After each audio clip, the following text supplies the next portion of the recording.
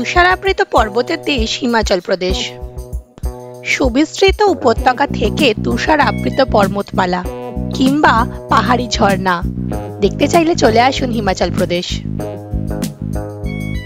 আজকে আমি আপনাদের নিয়ে যাব হিমাচল প্রদেশের সেরা কিছু ঠিকানা, শিমলা, কুলু, কাসোল, মানালি।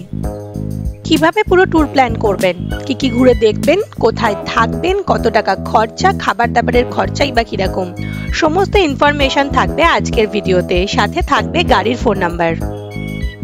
আমি যে হোটেলে ছিলাম সেই হোটেলের ফোন নাম্বার ছাড়াও আমি বেশ কিছু হোটেলের ফোন নাম্বার শেয়ার করব। সাথে দেখাবো কোন সময় কোথায় কোথায় সব থেকে বেশি বরফ পাবেন আপনারা। আজকের পর্বে ভিডিওতে থাকবে 5 রাত 6 দিনের ট্যুর প্ল্যান। হিমাচল প্রদেশের সিমলায় একসময় ছিল ব্রিটিশদের গ্রীষ্মকালীন রাজধানী। বর্ষাকাল বাদ দিয়ে আপনারা যে কোনো সময় এই ট্যুর করতে পারেন। জুন, জুলাই, অগস্ট এই 3 মাস বাদ দিয়েই এই ট্যুর করা যায়।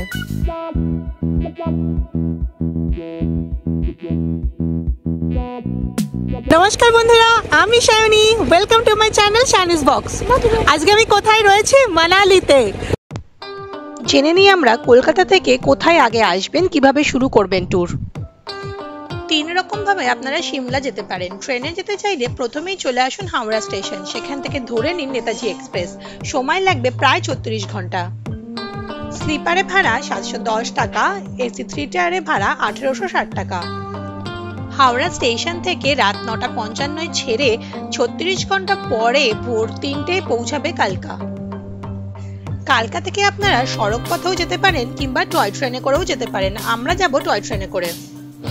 এছাড়া কলকাতা থেকে আপনারা ফ্লাইটে কিংবা ট্রেনে করে দিল্লি পৌঁছাতে পারেন। দিল্লি থেকে আপনারা সড়ক পথে কিংবা ফ্লাইটে চলে যান সিমলা। কলকাতা থেকে দিল্লি ফ্লাইটের ভাড়া 5,500 টাকা মতো পড়বে।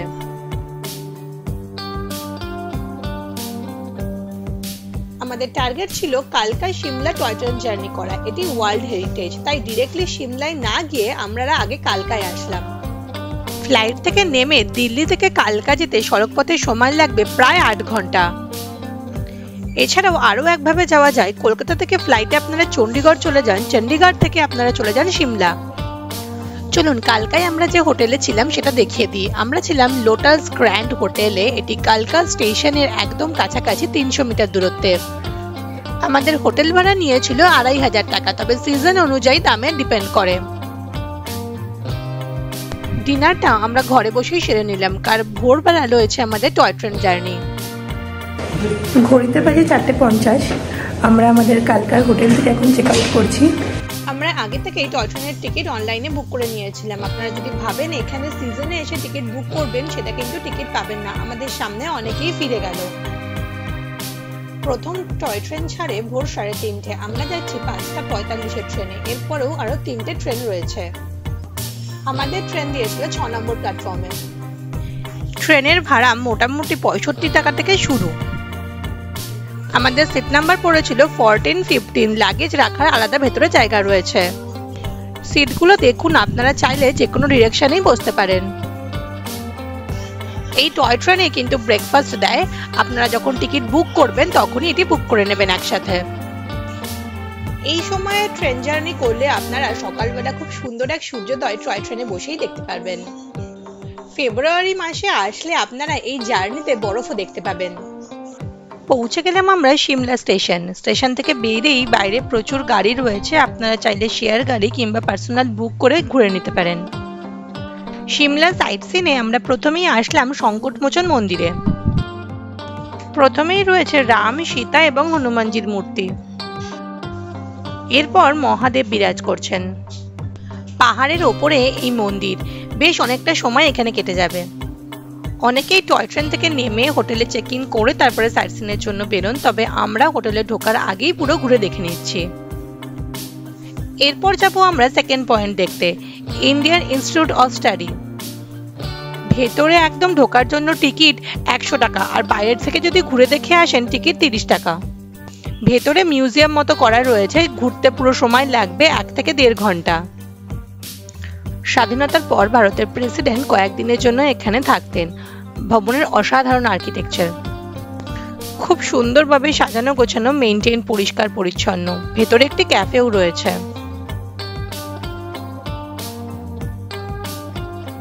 এরপর চলে আসলাম আমরা জাকু টেম্পল, হনুমানজির মন্দির। 4 নভেম্বর 2010 সালে প্রায় 1.5 কোটি টাকা খরচা করে এই মূর্তি তৈরি করা হয়। মূর্তির উচ্চতা প্রায় 106 ফিট। আমি এই মুহূর্তে রয়েছি সিমলার হাইয়েস্ট পিকে। এখানে পুরো বরফ পড়ে রয়েছে, খুব ঠান্ডা বরফ। এরপর আমরা চলে গেলাম রোপওয়ে চড়তে। রোপওয়ে টিকিট নিল পার হেড 265 করে। যেহেতু এই জায়গাটা সিমলার হাইয়েস্ট পিক, তাই সিমলার সবচেয়ে বেশি বরফ এখানেই দেখতে পাওয়া যায়। পাইনের জঙ্গলের মাঝখান দিয়ে সাদা সাদা বরফ পড়ে রয়েছে, আর তারই মাঝে আমরা এগিয়ে চললাম। জাকু টেম্পল থেকে বেরিয়ে আমরা হেঁটে চলে আসলাম মল রোডের কাছে। প্রথমেই দেখে নেব ক্রাইস্ট চার্চ। ক্রাইস্ট চার্চ উত্তর ভারতের দ্বিতীয় পুরাতন চার্চ। 1844 সালে এই চার্চের ভিত্তিপ্রস্তর প্রতিষ্ঠা করা হয়। 1857 সালে প্রতিষ্ঠা হয় এই চার্চ। এই চার্চ মঙ্গল থেকে রবিবার পর্যন্ত খোলা থাকে। পাশেই রয়েছে সিমলা স্টেট লাইব্রেরি। সিমলা মলে ঘুরতে ঘুরতে আপনার মনে হবে আপনি বিদেশে কোথাও চলে এসেছেন।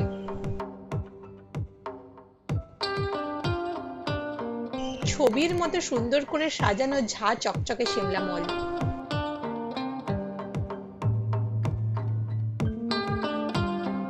এদিকে রয়েছে সিমলা পোস্ট অফিস।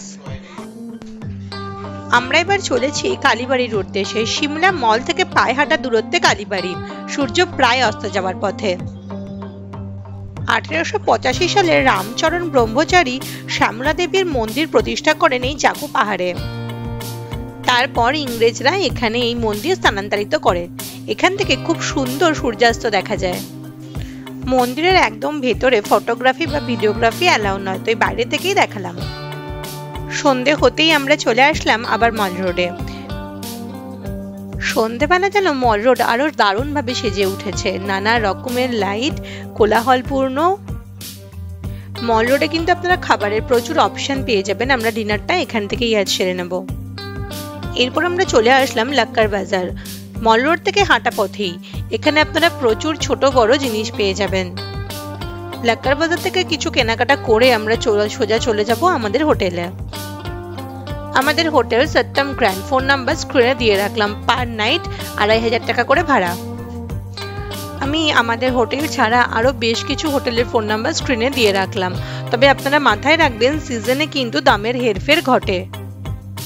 আমাদের রুম বেশ পরিষ্কার পরিচ্ছন্ন, বড়সড়।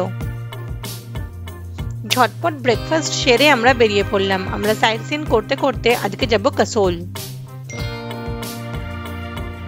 আমরা রাস্তাতেই পেলাম মাতা বগলামুখী রোপওয়ে। এটি এক পাহাড় থেকে অন্য পাহাড়ে নদীর ওপর দিয়ে রোপওয়ে যাচ্ছে। কাসোল যেই পথে যাওয়া হচ্ছে সেখানে রাস্তার কাজ চলছে। রাস্তায় পাহাড় কেটে তৈরি হচ্ছে বড় বড় টানেল। চলে আসলাম আমরা কাসোল। পার্বতী নদীর তীরে এক সুন্দর সাজানো গোছানো শহর কাসোল। কাসোল বিখ্যাত তার পাহাড়ি নদীর জন্য, পাইনের জঙ্গলের জন্য, আর বিখ্যাত ক্যাফের জন্য। ট্রেকিং প্রিয় মানুষেরা কাসোল থেকে ট্রেক করতে পারেন ক্ষীরগঙ্গা। ক্ষীরগঙ্গা ট্রেক শুরু হয় বর্ষানি থেকে। পৌঁছে গেলাম আমরা আমাদের হোটেলে। Hotel royal castle. Phone number আমি স্ক্রিনে দিয়ে রাখলাম। হোটেলটা কিন্তু বেশ ভালো। আমাদের ভাড়া লেগেছিল প্রায় 4000 টাকা।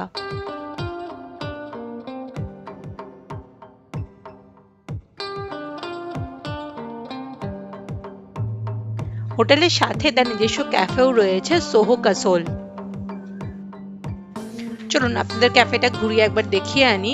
ক্যাফেটা কিন্তু খুব সুন্দর সাজানো গোছানো। 3টে সিটিং অ্যারেঞ্জমেন্ট রয়েছে রুফটপে, বাইরে এবং ভেতরে। এখানে লাইভ মিউজিকও কিছুক্ষণের মধ্যে শুরু হবে। এই ক্যাফেতে যে কেউ এসে খেতে পারেন, তবে যারা এখানে এদের হোটেলে থাকেন তাদের জন্য স্পেশাল 20% ডিসকাউন্ট রয়েছে খাবারের উপরে। আমি কাসোলের আরো বেশ কিছু হোটেলের ফোন নাম্বার স্ক্রিনে দিয়ে রাখলাম, তবে সিজন অনুযায়ী কিন্তু দামের হেরফের হয়। সকালবেলা ব্রেকফাস্ট সেরে আমরা বেরিয়ে পড়লাম আমাদের সাইট সিনের জন্য। প্রথমেই চলে আসলাম মানিকারণ। মানিকারণ হিমাচল প্রদেশের কুলু জেলায় পার্বতী নদীর তীরে পার্বত্য উপত্যকার একটি শহর। সাজানো গোছানো সুন্দর। মানিকারণ বিখ্যাত গুরুদুয়ারার জন্য এবং হট ওয়াটার স্প্রিং মানে উষ্ণ প্রসবনের জন্য। গুরুদুয়ারার একদম ভেতরে ক্যামেরা অ্যালাউ নয়, তো বাইরে থেকেই দেখালাম।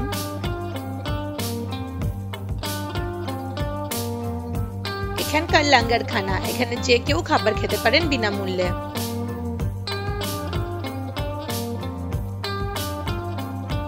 এরপরে চলে আসলাম আমরা পার্বতী নদীর তীরে। এইখানে বেশ কিছুটা সময় কাটিয়ে নিলাম।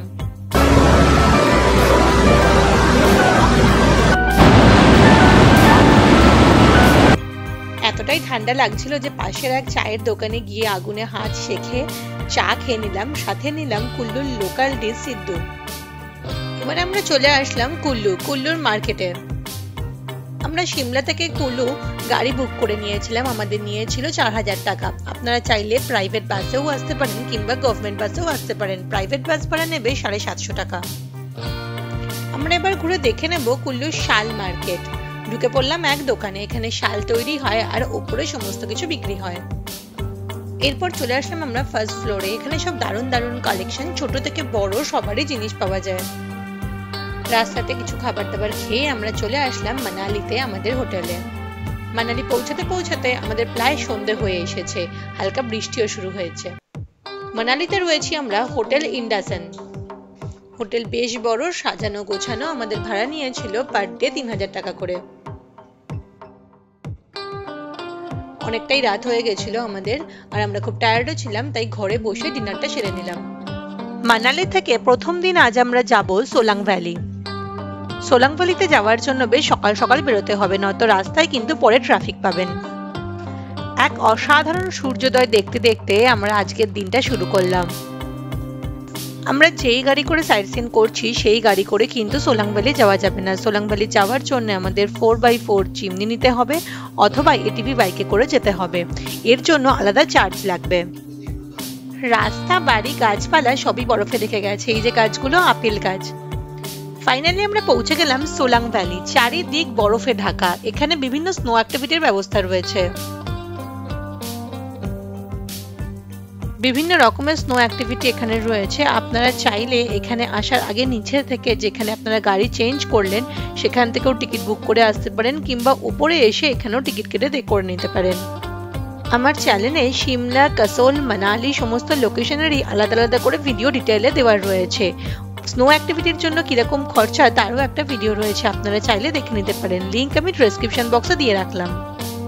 সিমলা কুলু মানালি ভ্রমণের সময় স্নো অ্যাক্টিভিটির ক্ষেত্রে যে খরচাটা সেটা আলাদাভাবে ধরে রাখবেন। নিচে নদী জমে পুরো বরফ হয়ে গেছে। এক দারুণ অভিজ্ঞতা। যত দূর চোখ যায় শুধু বরফ আর বরফ।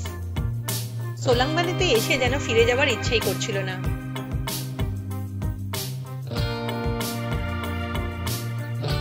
এটা অনেকটা স্লেজ গাড়ির মতো, বাচ্চারা খুব মজা পাবে চড়ে। হট এয়ার বেলুনের জন্য লাগছে পার হেড 5000 করে, আর প্যারাগ্লাইডিং এর জন্য লাগছে 3500 করে। এখানে বেশ অনেকটা সময় কাটিয়ে সন্ধ্যার আগে আগে আমরা এখান থেকে বেরিয়ে আসলাম। রাস্তাতেই আমরা ডিনারটা সেরে নিলাম।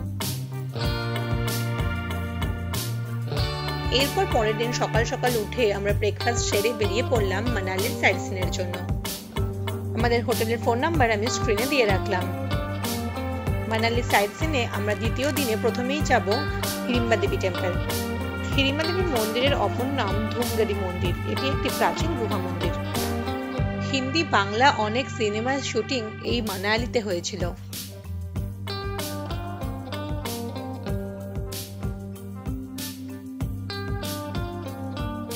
এখানে একটা বনবিহার পার্কও রয়েছে। এছাড়াও খরগোশ নিয়ে আপনারা ছবি তুলতে পারেন। এরপর আমরা চলে আসলাম ওল্ড মানালির ক্লাব হাউসে। এখানে ঢুকতে অ্যাডাল্টদের জন্য 25 টাকা করে টিকিট, আর বাচ্চাদের জন্য 10 টাকা। এখানে প্রচুর দোকানপাট রয়েছে, আপনারা চাইলে শপিং করে নিতে পারেন। প্রকৃতি যেন 2 হাত ভরে সাজিয়ে দিয়েছে। এরপর আমরা আসলাম বনবিহার পার্কে। নর্মাল পার্ক, সাজানো গোছানো, বাচ্চাদের জন্য প্রচুর খেলার জায়গা রয়েছে। এছাড়াও এর মধ্যে একটা লেক রয়েছে, লেকে আপনারা বোটিং করতে পারেন। এরপর আমরা চলে গেলাম মানালির মল রোডের কাছে মনস্ট্রিতে। কেমন লাগছে আমার ভিডিও কমেন্ট বক্সে অবশ্যই জানাবেন, আর এই ট্যুর সংক্রান্ত কোনো কিছু জানতে চাইলে আমাকে কমেন্ট বক্সে অবশ্যই জিজ্ঞাসা করবেন।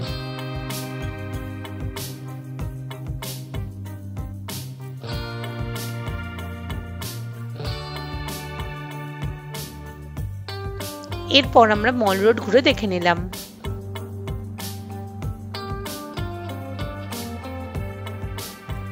আজকের পর্বের ভিডিওটা কেমন লাগলো কমেন্ট বক্সে আমাকে অবশ্যই জানাবেন। যদি ভালো লেগে থাকে প্লিজ একটা লাইক করে দেবেন আর সাবস্ক্রাইব করে আমাকে সাপোর্ট করবেন।